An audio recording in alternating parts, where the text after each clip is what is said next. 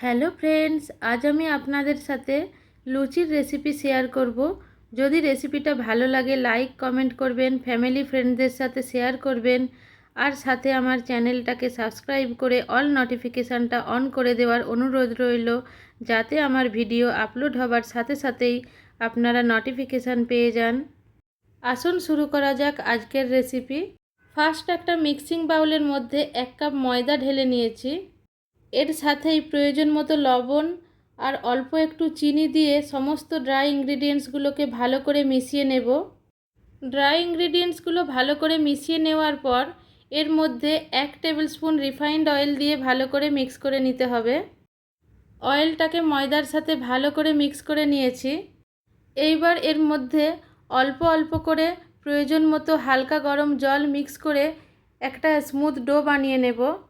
এইভাবে ডো বানিয়ে নেওয়ার পর হাতের মধ্যে অল্প একটু রিফাইন্ড অয়েল নিয়ে এই ডোয়ের মধ্যে অ্যাপ্লাই করে এটাকে ঢাকা দিয়ে আধ ঘন্টার জন্য রেস্টে রাখতে হবে।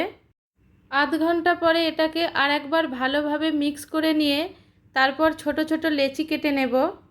এইভাবে লেচি কেটে নিয়েছি। এইবার লুচিগুলো বানিয়ে নিতে হবে।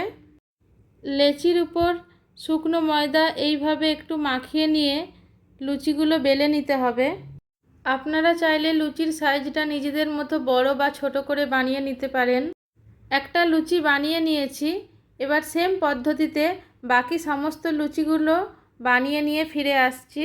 ফ্রেন্ডস, যদি আমার রেসিপিটা ভালো লাগে তাহলে লাইক কমেন্ট করবেন, আর ফ্যামিলি ফ্রেন্ডদের সাথে শেয়ার করবেন, আর তার সাথে আমার চ্যানেলটাকে সাবস্ক্রাইব করে অল নোটিফিকেশানটা অন করে দেওয়ার অনুরোধ রইল। এইবার লুচিগুলোকে ফ্রাই করে নিতে হবে।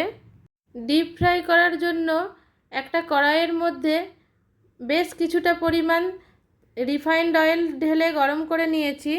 অয়েলটা গরম হয়ে যাওয়ার পর এর মধ্যে একটা একটা করে লুচি দিয়ে ভালো করে ফ্রাই করে নিতে হবে। এক সাইড ভালো করে ফ্রাই হয়ে যাওয়ার পর লুচিটাকে উল্টে দিয়ে অপর সাইডটাকেও ভালো করে ফ্রাই করে নেব।